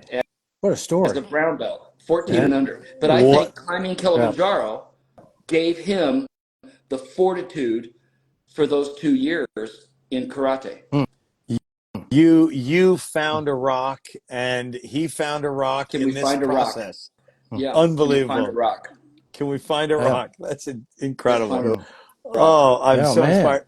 Hey, Jack, you've done a lot of traveling, but you've had ups and downs in your life. How did finding a rock, how did Kilimanjaro affect how you behave with others? Well, it helped me a lot. But I think what really changed me was adopting Shen. That's what really changed me. I often say that God has a sense of humor because he's going to send this man in his 50s to China by himself. And they're going to put a screaming 4-year-old in his arms that hates his guts, that can't speak English and he can't speak Mandarin. And I'm going to teach this man how to love somebody in 2 weeks. I'm going to teach this man how to really connect with somebody. And you're right. I've struggled personally. I've had my struggles. For all the successes I've had professionally, I've struggled. And I think, I'm writing my memoir right now, and it's not about me. It's about I'm dedicating the book to anybody that at any point in your life you felt you weren't good enough, or you felt like you had to please somebody. Think about my relationship with my dad. And that's who I'm dedicating the book to. Because I do believe that within your talent and skill, within your God-given talent and the skill you develop in your life, you can be anything you want. Nobody ever taught me to play tennis. Nobody ever taught me to be a professional speaker. Nobody ever taught me to be a business person. Started a business with another tennis coach, and we sold it to Johnson & Johnson. Nobody ever taught me this stuff, man. And I mean, my life is a living testimony that you can be anything you want with your God-given talent and the skill you develop. Don't ever let anybody tell you can't. That is unbelievable. All your books are part of your legacy. That story right there meant so much to me. And I can't wait. I was going to ask you, where am I getting this book? I can't wait to read your memoir. Where are we getting this? Well, I've got a ghostwriter, and she's finishing the drafts now. And we're trying to decide whether we'll self-publish it or we're going to try to sell it to a house in New York. So I'm not sure. It could be out January if we decide to self-publish. It could be out another year if we decide to go with a publishing company. Kyle said something that Craig said about one of your students, Neil Adams. Craig said, Neil's book is so good, I want to buy 100 copies and give it to folks. Kyle and I just had the same thought. Kyle actually wrote it. He goes, Jack Groppel writing his memoir. I know what I'm buying 100 copies of. Oh, that's us. That's very kind. Thank That you. is us. Oh, yeah. Thank you. No, I'm going to get a few myself. I mean, that's all. It inspired. Find a rock. That's your name of your book right there. I can see something along that line. It does have to do. The working title right now is "What's Your Mountain?" Yeah. What is your mountain? Right. Yeah. That's and Kilimanjaro is the backdrop, because it was on Kilimanjaro that I got the idea that everything that I've gone through in my life, success-wise and failure-wise, was on that mountain. It was climbing, just like climbing Kilimanjaro. Everything. What's your mountain? What is your mountain? I'm putting it down in the That's the working comments. title. That's the working I title. love it. We're getting that book 100 times, and Thanks, Ben. and I want to turn it over to CB. We got a third set to have here. Let's Yeah, we have some do. fun with it. Yeah, I hear this is going to be an interesting part of the show. We kind of go unhinged on this. This gets to be where I get to do my fun stuff right here because I like to look. I do a little research myself on our the people who are on the podcast Well, with you us. do have So from Alton, Illinois. yeah, So, I mean, that way I knew something. that's there's coming up Okay. some questions associated with that. So Okay. I call this before we start really getting into it. I call this game show "You Don't Say," and it's the tennis game show, literally sweeping the nation. We think it is. We don't know for sure, but we think it is. And so this edition is either called "Ask the Professor" in honor of my column. That's there you go. I did it See for right there. 25 years. I wrote that column for 25 years. Or this could be associated with the Daily Bird, which is something that I think that's near and dear to the Alton High School. The Redbird. Student. The Alton Redbird. The birds. Yeah. My high school. Yeah, and that was going to be my first question. What Jack attended Alton High School? We know that in Illinois. What was the mascot? So yeah, he Redbird. The Redbirds. Yeah, so, the Alton Redbirds. Right. So now also too. So as we play this game also too, you want to let AJ answer it first. I'm going to try to stump him before you know the answer. The answer more than likely. Maybe not. So but I've got a number of questions. So I've got some stuff right here. All right. So this is a true or false. This is pretty kind of interesting. So I look up a lot of stuff. I spent a couple hours looking all over the place, the internet today. I do. Literally, but I enjoy looking up certain things about the people. All right. Wants to say you have issues. I do. I know that too. That's a different podcast. So that's not this podcast. But this is true or false. All right. Miles Davis, the famous jazz musician, Ezekiel Elliott, Dallas Cowboy running back, and Frank Ballard, the famous puppeteer who was the professor at University of Kentucky, founder of the first puppetry Bachelor of Fine Arts program in the USA, are all from Alton, Illinois. What do you say, AJC? Don't answer yet, Jack. Let AJ. Oh, okay. I'm going true. That is true. Yes. I at least in terms of Ezekiel and Miles Davis. You think? Okay. What do you think, Jack? Is that a true or false statement? I think the only one's Miles Davis.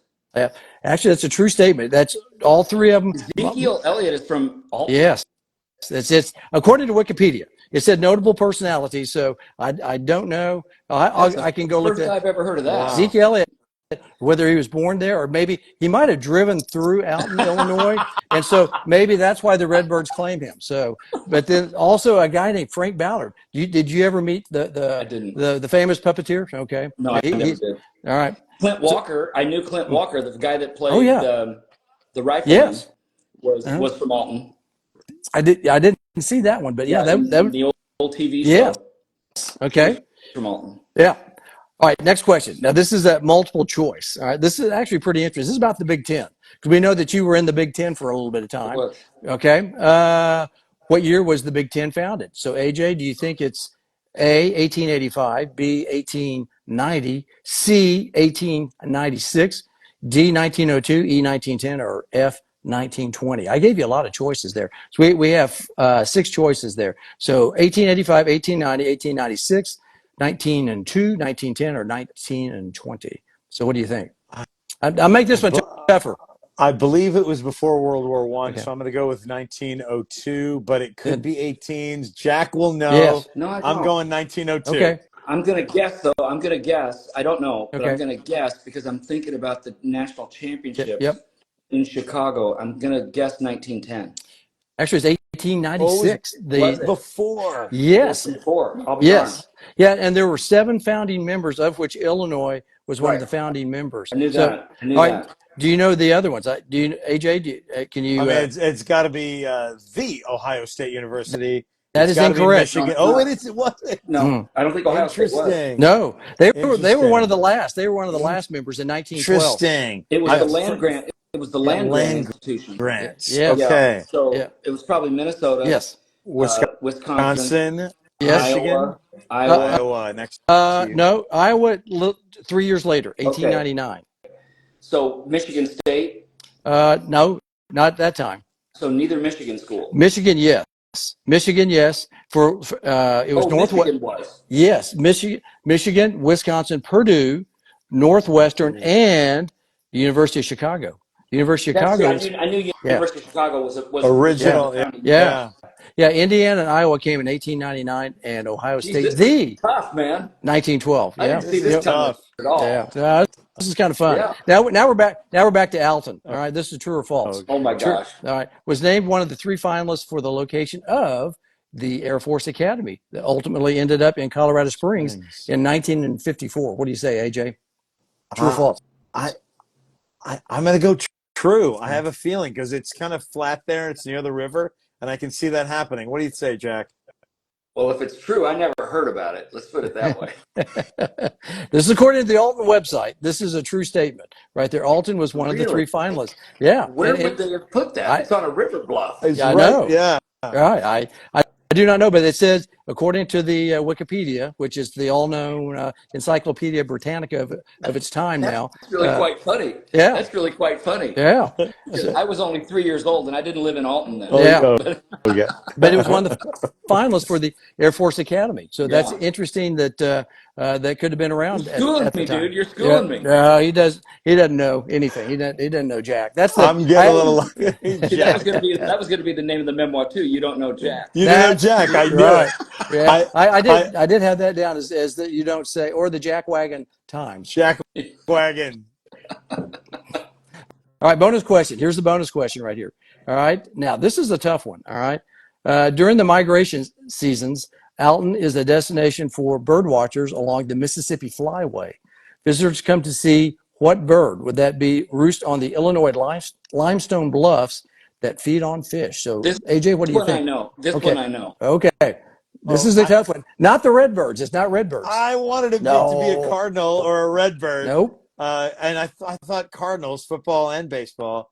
Okay. I know this because I used to look at them all the time. Okay. I used to do a lot of bird watching. It's the bald eagle. Bald eagles. Yes, you are correct. The bald eagle. I found that fascinating. You could drive from Alton to Grafton, Illinois, like 15 miles and see 25 to 30 bald eagles.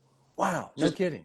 Perched on the bluffs. Wow. These monstrous birds. I mean, it's just amazing. Oh, 6-footer. Yeah, big.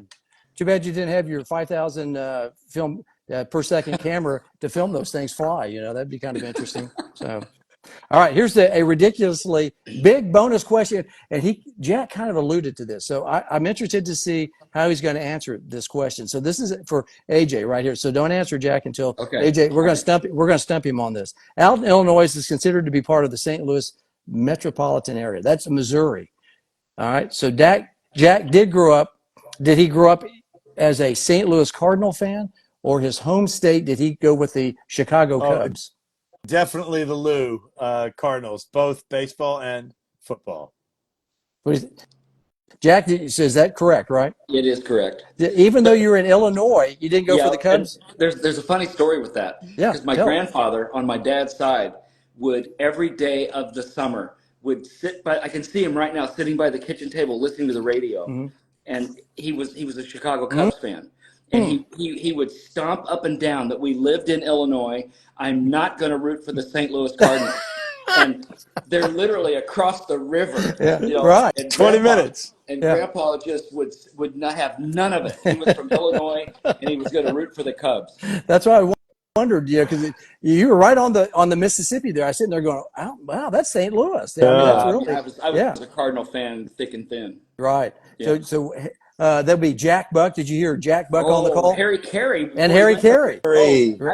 I got to listen to Harry Carey and Jack Buck, and then I got to meet Harry before he passed away through Dave Nelson, because I got to know Davey, and then I got to meet Bob Uecker up at Milwaukee because Davey was working. Davey was working in television in Milwaukee. Right. So I mean, it's been amazing, the commentators that I got to meet in that time frame. I bet you even had. I know for me, I love the particularly these Cardinals, Lou Brock and Stan the Man Musial. And those are part of probably your times back Yeah, then, I huh? never met Stan, but Lou I actually met at the St. Louis event when I spoke there, and I followed Paul Harvey and Lou, and then I preceded Mikhail Gorbachev Wow. at Oh, that event in St. Louis. Yeah, it was called Kiel Auditorium. It was sold out, 20,000 people. Yeah. who was your favorite Cardinal?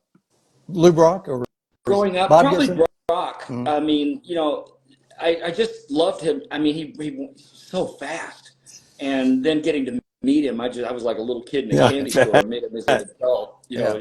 But I also got to meet Ernie Banks, which even though, Oh, and yeah. I got my picture with Ernie Banks, and I was never able. I got it after my grandpa passed away, but I always thought about it every time. I still have the picture of Ernie Banks and I, Wow. and every time I think about it, I think about grandpa. Yeah. That he would have just loved that Yeah. picture. Chicago, yeah. Yeah. Mr. Cub right there. Yeah. Mr. Cub, Mr. Yeah. Cub. Yeah. I'm a baseball as AJ, I was watching the Rangers and the White Sox, before, we got on the podcast. Actually, I went to the ball game last night. I got invited. Oh, So I did was over. you? Ooh. Yeah. And I went to the All-Star game too. So I was over at the Last stadium. week, that's Yeah. two Two weeks in a nights. row. Yes. That's I was, great. yeah. No, I I'll love tell you, baseball. those 2 years I worked at the Sox, that was so much fun because that in '83 they got to the playoffs when I was Yes. working with them, and they lost to the Orioles. But I was able, because I'd been working with them so much, I was able to go to the playoff games, and it was such a great experience to get to be in old Comiskey Park with them, and having the roots in St. Louis. And then in '85, I had the great fortune I had a friend in the communications business. I got tickets when the Cardinals played the Royals in the World Series, and I was able to take my father Yeah. to a World Series game, and that was pretty Yes. cool in Busch Stadium. Yes. Oh man. With the AstroTurf and everything. With that, yeah, exactly. That Did was you pretty do? cool time. Yeah. Well, let me ask you a couple more questions about Alton because because I found a Sure. couple of more things about that were kind of interesting.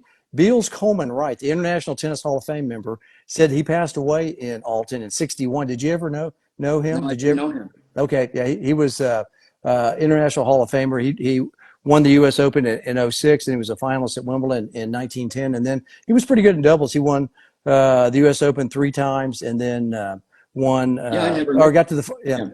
Yeah, never met him. Okay, Mm-mm. yeah, it's interesting. Then also I looked up. All right, a little bit more on Alton High here. So I was looking up your Hall of Fame members. Man, you guys had a heck of a sports program. Yes, When we you did. no, I was looking at the Hall of Fame 1970 football team, the 1968 football team, the And that's when I was there. 1969. I Right, graduated in '69, right. That's why so I I know thought, all those right, guys. We still go to class reunions man, together.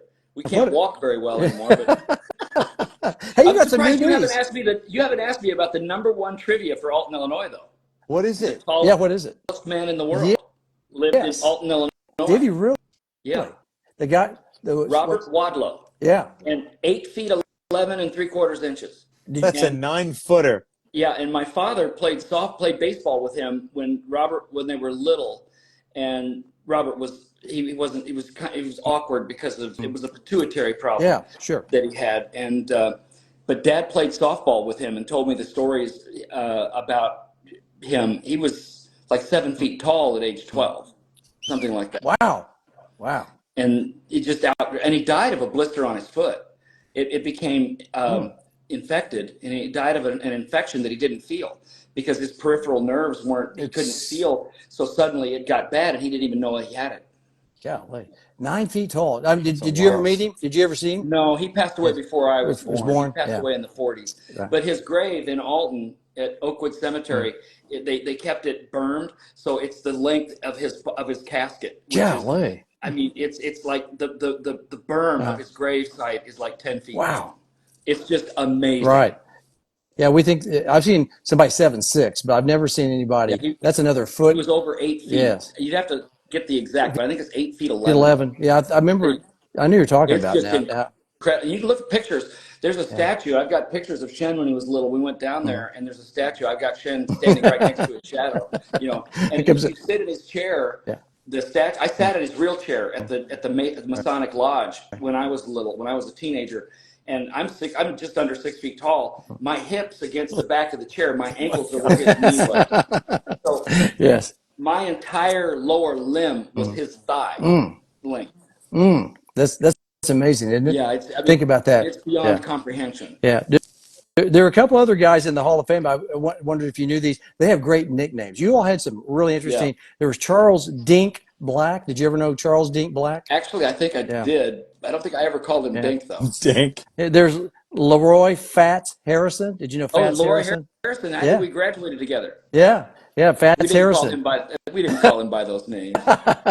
And then Ray Pop Jackson. Pop. Did you know Ray Pop No, I didn't know Jackson? Pop. I didn't Yeah. know him. Now, I bet you know this guy, Gerald Scooter Oh yeah, Wilson. I know Scooter. Yeah. Oh yeah, he goes by Scooter. Does he really? He went Yeah. by Scooter. Yeah, in high school he went by Scooter. Yeah, they said he was in football and track, so he must have been pretty fast. He So he was. was a Yeah. scooter there. But We were in the Southwest Conference, so East St. Louis, Belleville, Alton. It was a really tough athletic conference. yeah. Being in that part of the St. Louis metropolitan area. So did you all win state in anything? You know, In track and field, we often did. Really? Wow. Oh, we just had a lot of really fast guys. I mean, Right. just incredible. Yeah, and fast women. Not as good. Not as fast. No, it was Yeah, the guys' team. Oh, okay. I couldn't pass that up. It was, I do. That's on you, dude. I can't answer that. All right, last couple of questions, real quick, and then we'll let you go because we're running long on the time here. But we always like to ask about 3 questions, and we get to understand people's personality. I think it always talks. Very interesting. Most of the time we kind of know where people are going, but we know you like music. Melody hasn't come No, out no, tonight. not at all. We think you're a wallflower, so we're just trying to bring you along a little bit. A little bit Jack, introverted. Yeah, right. All right. Question. So we know you like music. We like music also too. And if you were in a band, and you might have been in a band growing up in Alton, but where would you be in the band? Would Jack Groppel be a lead singer, piano player, bass player, drummer, glockenspiel player like me? I was a glockenspiel player back in the day. I was big with the I chicks. You know, the would chicks. probably be bass guitar. Bass guitar, really interesting. Yeah. How come? I'd be more the beat and just the backup to the harmony. Is there anybody in particular that you No, not enjoy? really. No, It's no. just I just like that part of the music. Right. I just really, in all the bands that I've gotten to see in concert, I just Right. really love the bass guitar. Really Yeah. interesting. Any particular bands that you like that? Oh gosh. Yeah. Growing up, Yeah. 60s. I mean, I lived in Champaign, so I got to see all these amazing bands in concert. I mean, the fun story, you guys both know it, but the listeners might not. That every weekend in Champaign, Illinois, when I was a freshman, sophomore, we would go to. There's 3 different bars that we would go to, and obviously we didn't drink, but we could get into the bars. But it was called Chances Are, the Red Lion, or the Little Brown Jug. And there was this one band that was just amazing. And the line, we would go early so we could get in because the line was just the band was so good, and they covered Rolling Stones. That was the kind of music that they were really amazing at. Then they started introducing their own songs, which were incredible. Well, this was REO Speedwagon. Oh, yeah. And yeah, they became world famous like 2 years later, and now the rest is history. But I got to listen to them before it's like I knew who REO Speedwagon was before they became REO Speedwagon, sort of a thing. Yeah, Kevin Cronin and the boys, man, they were I good. know. Yeah. Wow. I mean, to see them in concert, and then they talk about going, playing at the Jug and then going across the street to, getting a burger. Right. I do have a private theory that Kevin, who is now a big tennis player, I just feel like you influenced him in some good way. Right. Not so sure. He was sitting in the audience, and Kevin could just feel the aura of the presence of Jack Groppel in the audience right there. I'm not so sure. Thank you for that. Thank you for that. Yeah. All right. Next question. Second question. This is also an interesting question about personality as well. All right. So we're going to have dinner, and you're throwing a little party, maybe, or a soiree, shindig, as we say in Oklahoma.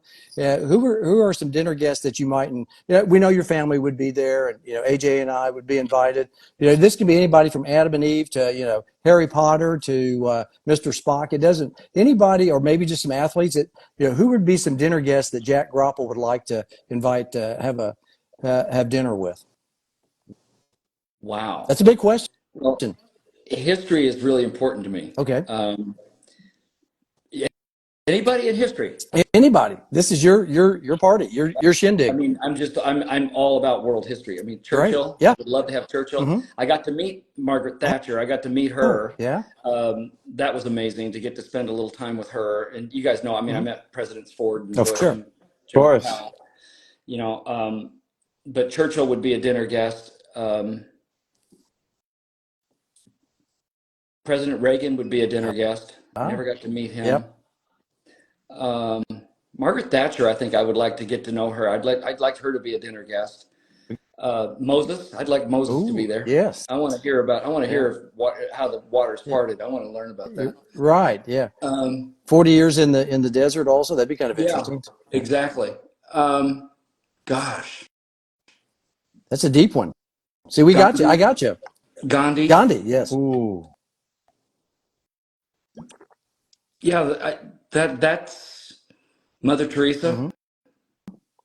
Yeah, she'd be an Those interesting person too. would be people that would Mm-hmm. be that. I'm just very much about history when it Mm-hmm. comes to things like this. Sure. I'm not about the movie stars Yeah. thing. I'm much more about world history and affecting humanity. Right. Yeah, all those people did. Yeah, when you Yeah. got Churchill, they almost lost it, lost the country. And Yeah, then exactly. That's that. I mean, I don't know why. I've never been asked that question, but that appeals to me more than Mhm. like the heavy duty celebrities in movies and things like that. Yep. Would there be people I'd like to meet? Yep. Sure. I mean, one of the funniest stories on that speaking tour I was on involved Mary Tyler Moore. I mean, Oh, yeah. she followed me in the Cow Palace in San Francisco, and I grew up. This was my crush. Mm-hmm. This was my TV Yes. crush. Right. And I walk off stage, and I didn't know that Miss Moore had been watching me Mm-hmm. from her green room No way. on the closed circuit TV. Yeah. And she comes up and she goes, "Dr. Groppel, you were such a great speaker." And I just went, "Miss Moore, you have no idea how much I have of you." And she was patronizing. She like touched my cheeks and said, "That's nice." And she walked away. I went, "That's all you had. That's all you had. That's Right. all you had. That was your game. That Right. was all you had." Yeah. That's a true story. I totally choked when I Oh, met that's my crush, So you're like my TV crush. like Dick Van Dyke when he walked into the living room, When fell he over fell on over, when the he fell over the ottoman. right Yeah, on the show. exactly. That's kind of how I was that day. Yeah. Yeah. oh, that's I like Mary Tyler Moore. She was awesome too. oh, Yeah. it's amazing. Yeah. Great show. I mean, she went on to be from the Dick Van Dyke show to the Mary Tyler Moore show. Just Such a sweetheart. She was such a sweetheart. I mean, yeah. that was the fun part about being on that speaking tour that I was on. That I got to spend a lot of private time with. Mm-hmm. I knew him as General Powell, who became Secretary of State Powell, Mm-hmm. and the Bushes, President Bush 41 Yep. and Barbara Bush. I got to spend a lot of time with them. I mean, it was really an amazing experience for me. Did you ever get to hit any balls at the White House with Oh 41? yeah, I did. I Yep. actually ran tennis across America for the USPTA. Yep. Kathy Woods and I, Yep. in 1996, went to the White House tennis court, and we kicked off tennis across America at the White House on the tennis court there. Yeah. Was 41 pretty good player? Was he? Not bad. Not bad. Not bad. Yeah. Yeah. I know he liked to play. Yeah. When we were there, Clinton was in office, but he wasn't at the White House that day. So the head of communications took us in. We went into the Oval Office that day when Kathy and I were there, and we into the press room. I got pictures of me in the press room. Yeah. He just we will when we finish, when Craig finishes the third, I want you to play us out with just a tour around your office with the camera. Okay. That would be amazing. Yeah. Okay. Yeah. I got one more question. So, and I'll finish it because we don't want to keep you too long because we know you're at 10:30, almost coming in on 11 your My son time. was teasing me. He says, "Dad, you going to be able to stay up?" Right. Yeah, we get going. We told you This has been fun. This has been Oh, fun. I've got way more questions, but I'm going to pare it down to one more. And so I always end with this one. If you're commissioner of the great game, we call tennis obviously the great game. We all love tennis, and this is our deal. Are there any changes that you would make, or just leave it alone? Amateur tennis, pro tennis, junior tennis, college, it doesn't matter. Just tennis. Is there anything that the great Jack Groppel thinks that tennis needs to do differently, or like, nope, I just kind of like it the way it is, and people should just. It has nothing to do with the game itself, but I would get doubles more in the forefront of the public view. I think doubles, if we can create more interest in doubles, I think the interest in the game would go up. There's always the folks on the stat guys say nobody watches doubles, but even though everybody plays doubles, is that that's on us. If that's true, that's on us. Right. That's on us because doubles is exciting. Yeah. And that's on us. If that's true, which I've heard as well, Yeah. Craig, but if that's true, that's on us. That we need to take that piece of data and we need to figure out how do we help doubles become more exciting for the viewing public, because the players, that's all they want to do. I mean, I live in Southwest Florida. Right. Nobody plays singles. Everybody plays doubles. Right. So do we need to have more instruction around doubles? Do we need to have more? What could make it more interesting to view? Do we need to change something about the game about doubles? But I think we really could, if we could get more interest around doubles, which if I were commissioner, that would be one of my calling points. Right. Yeah, because AJ and I mean, that's all we really teach. I don't think we teach too many singles lessons per se, and mostly it's derived about the game of doubles or mixed doubles that people are playing, at least at our club, at the club level. But I just was always wondering, why the stat guys always say, well, no, doubles doesn't sell well. I'm like, you got to be kidding me. Is there any? Well, look when it's positioned. It's always after the singles final. That's correct. So Wimbledon, let's use that. It's after the women's final or the men's final. So now you've got doubles. You make it as though it's an afterthought. Yep. So the players, all the crescendo happens, then the award ceremony, and then everybody goes, okay, let's go. We haven't marketed doubles. We haven't marketed doubles very well, I don't think. It's almost like, as a viewer, and none of us feel this way because we're all in the industry, but as a recreational viewer, it's like doubles is presented as an afterthought. Oh, we've got more time, so we're going to show you doubles. Oh, isn't that nice of you? I'm leaving. Right. You haven't done anything to pique my interest to stay and watch this. Do you think that the doubles? I've had this thought for a couple of years that they should go off and break off on their own tour. Would there be enough there for the men and women's to be able to go off and do doubles, men's doubles, women's doubles, maybe mixed doubles, have their own tournaments, and then come back and with the singles at the Grand Slams, like at Wimbledon, French Open, U.S. Open, Australian Open? Could they do something like that, or are they just too connected with the singles players? We would have to market it better. We'd have to make the money a little bit better for the players. I mean, look at the Olympics. I mean, how excited is it going to be to watch Nadal and Alcaraz play together? Are you kidding me? Yeah. I mean, come on. Who won't watch that doubles match? Yeah. Who won't watch that? Right. I mean, I'll be up. Yeah, I'll stay up and watch that. Always. Did you see who the flag bearer is for the U.S.? How great is that? Coco and LeBron. Yeah. Yes. Coco and LeBron. She was almost crying. I could see when they said, "Here's the white jacket," and she's like, "It's going to be amazing." It's going to be amazing to see her walk out there. Oh my goodness! It's going to do a lot for her. I think it's a confidence builder too. Yeah. That's part of that mental part that you're talking? Is it all the psyche, all that stuff kind of works together, right? It all does. Everything does. That's why if there's an afterthought here for parents or anybody, I mean, everything that you do in a player's life affects them. I mean, everything. Don't think that one thing you do doesn't affect them, because it can. Human beings we're very fragile. We're not we become resilient over time. And our athletes aren't very resilient. They listen on every word we're putting out there.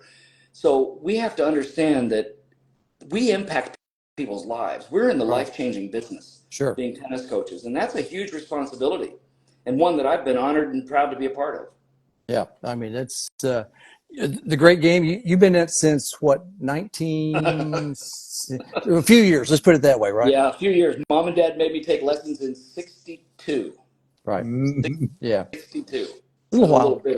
Just a little bit ago, and loved it ever since. And you're still going. You're still after it. I play about 2 or 3 times a week.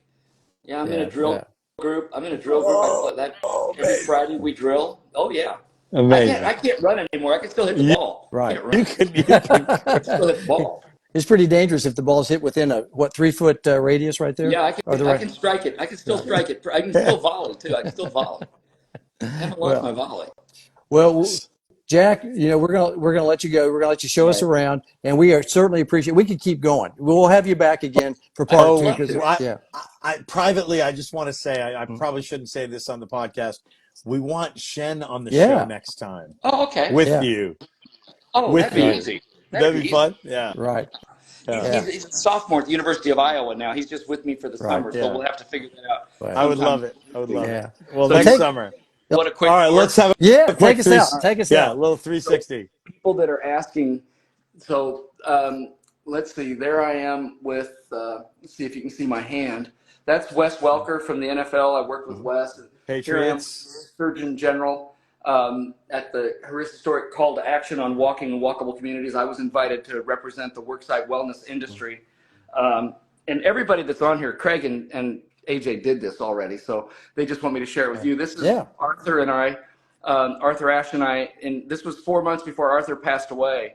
And we were just talking, and we weren't obviously posing for the photo. And after Arthur passed away, the photographer called me and asked me, he told me he took this photo and he asked me if I wanted it. And I said, oh my gosh, yes, please. So that photo is very, very special. This is the speaking tour that I was on. This is in Portland in what was called the Rose Garden. It sold out for 20,000 people. Here I am with former Secretary of State Colin Powell. This is the advertisement for the speaking tour that I was on. There I am. There's Margaret Thatcher, Christopher Reeve, Hank Aaron. There you are.